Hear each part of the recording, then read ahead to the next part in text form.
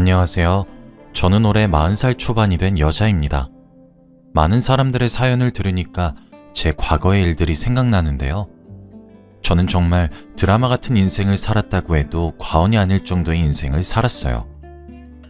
오늘은 여러분들에게 저의 이야기를 들려드리려고 이렇게 사연을 씁니다. 저는 어렸을 때부터 좋지 않은 가정 환경에서 자랐어요. 저와 오빠, 그리고 엄마와 아빠, 이렇게 4명이서 살았는데 엄마와 아빠는 틈만 나면 싸우셨거든요. 엄마와 아빠가 싸울 때는 집안이 한바탕 뒤집어졌죠. 싸우는 이유는 어머니의 불륜, 아버지의 도박, 그리고 알코올 중독과 같은 다양한 이유가 있었어요. 저는 부모님께서 싸우시는 소리가 너무 무서웠고 항상 울면서 귀를 막고 방구석에서 혼자 이 싸움이 끝나기만을 기다리고 있었는데, 그럴 때마다 저희 오빠는 방 안에서 저를 침대에 눕힌 채 이불 속에서 노래를 불러주었어요. 오빠는 노래를 정말 잘 불렀는데 그 노래를 듣고 있으면 거실에서 부모님께서 싸우시는 소리가 전혀 들리지 않고 감미로운 오빠 목소리에 집중할 수 있었죠.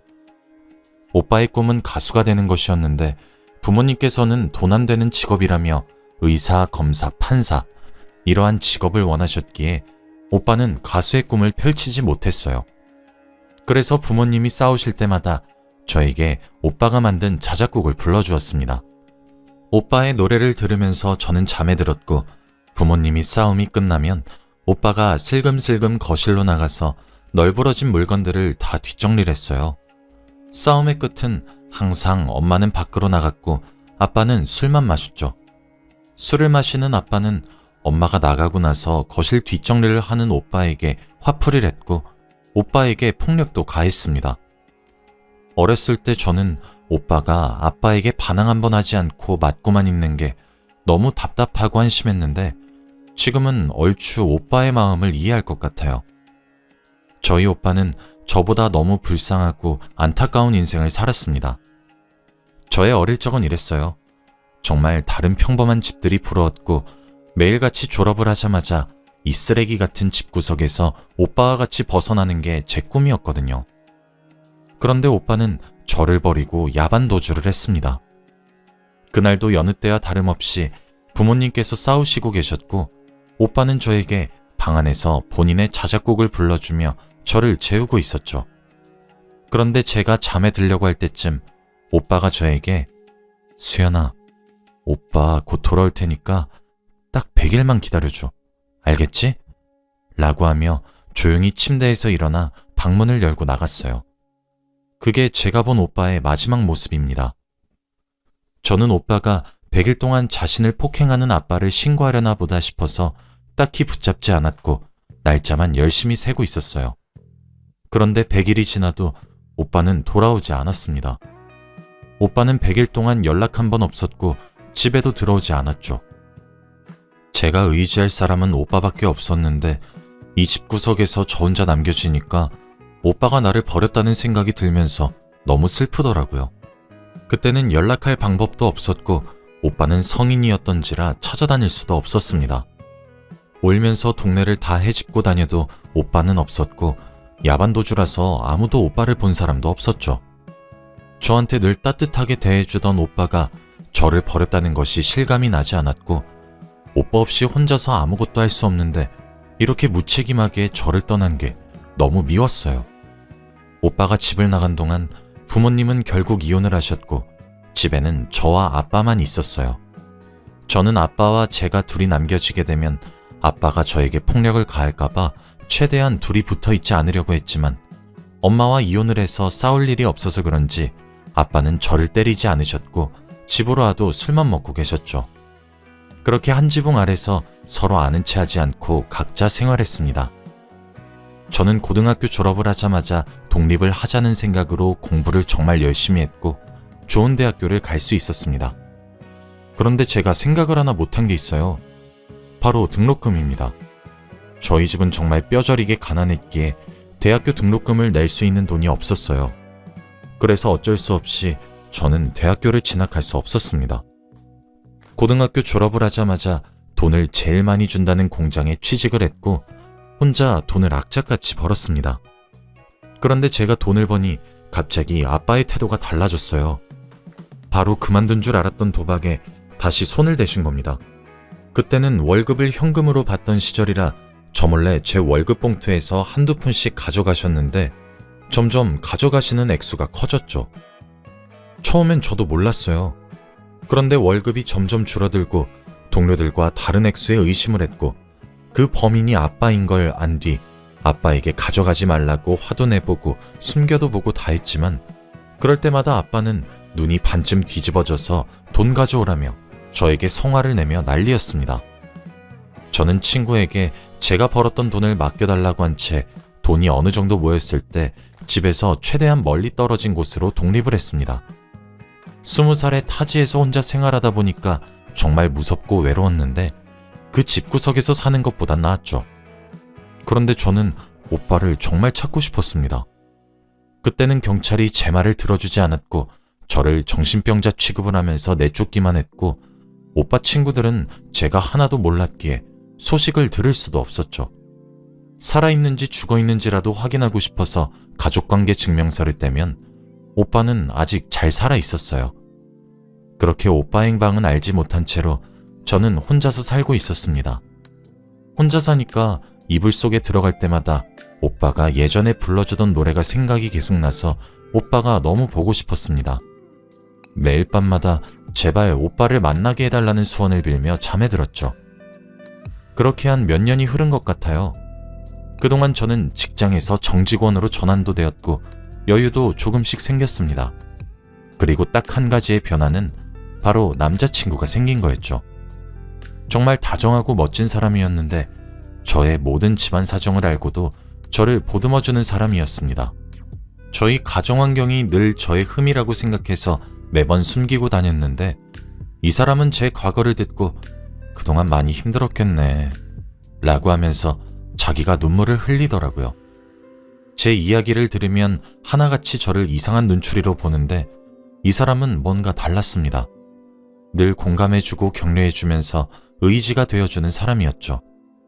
그런데 이 사람은 또 부유한 가정 환경에서 자랐는데 호화로운 주택과 가정부가 여러 명 있는 그런 집이요. 다들 아시죠? 자신을 태우는 차가 따로 있고 마당도 아주 넓은 그런 집에서 살았어요. 이런 부잣집 도련님이 저 같은 여자를 좋아해준다는 게 정말 신기했습니다. 아무튼 저와 남자친구는 정말 열심히 연애했고 서로밖에 눈에 들어오지 않았어요.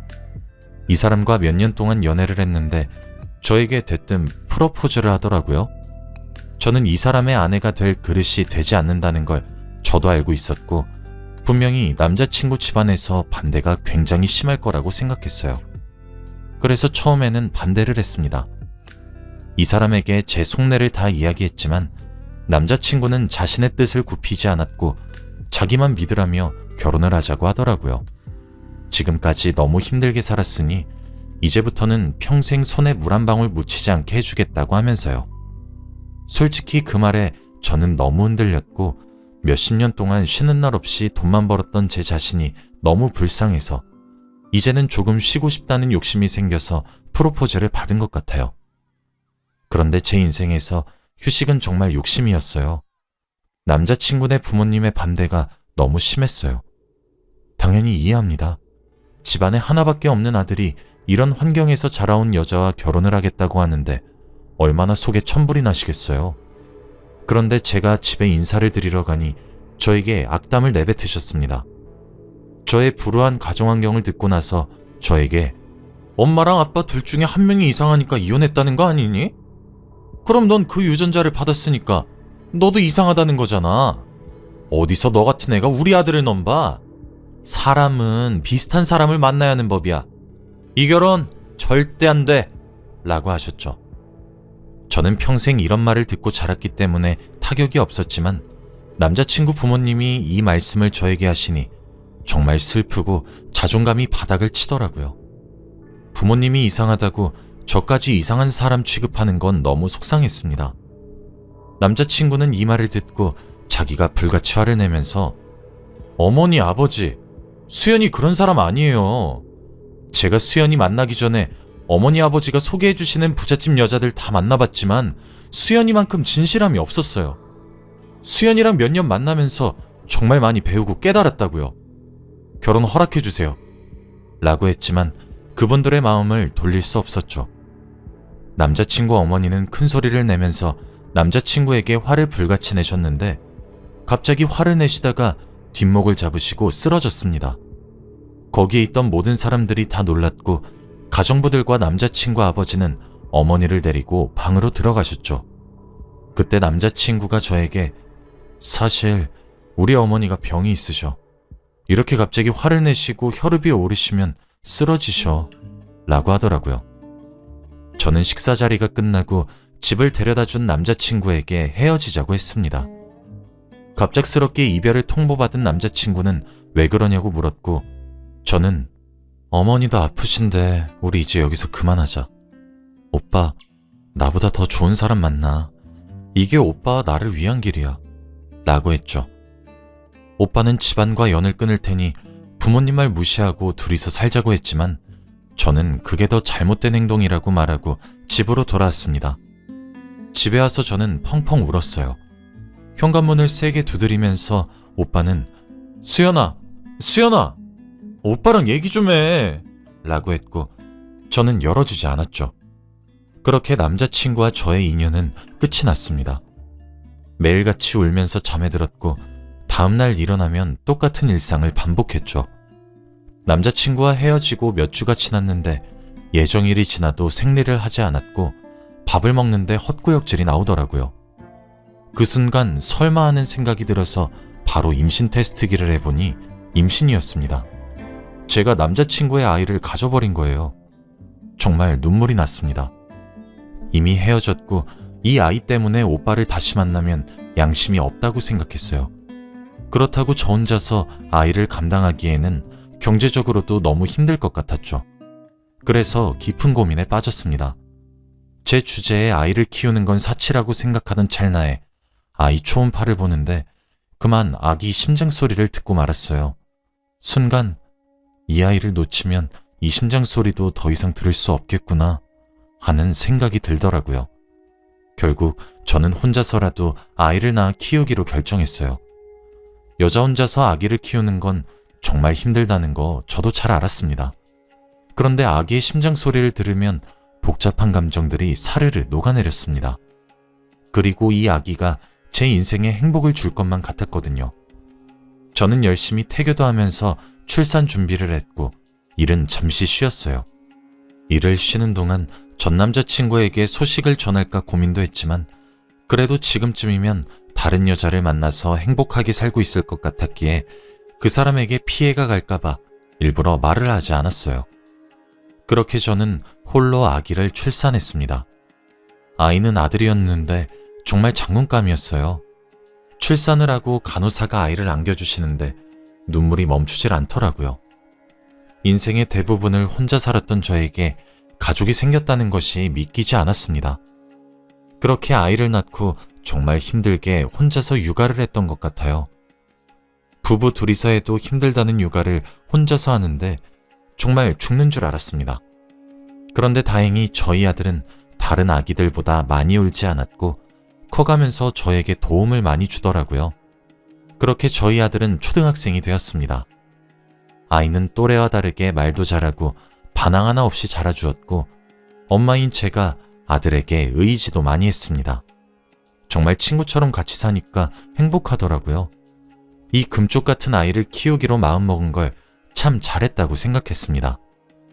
아이가 커갈수록 돈 드는 곳도 많고 일을 더 많이 해야 했지만 과거보다는 너무 행복했습니다.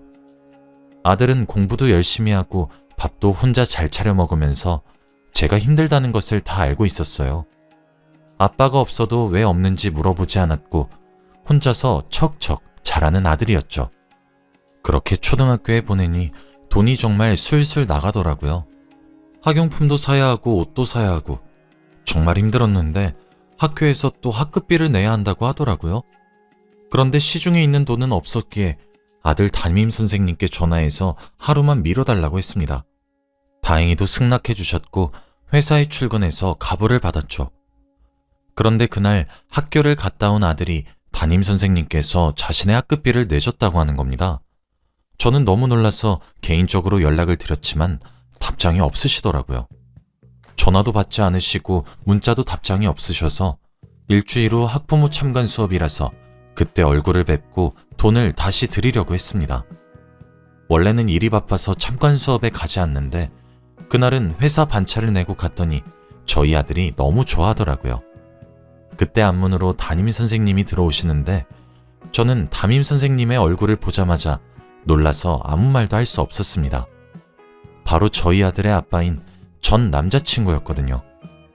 저는 입이 떡 벌어진 채로 그 사람을 응시하고 있었고 그 사람은 제가 올 걸 알았는지 눈이 마주쳐도 당황하지 않더라고요. 정말 시간이 어떻게 흘렀는지 수업은 귓속에 들리지도 않았고 자리를 박차고 나가고 싶었습니다.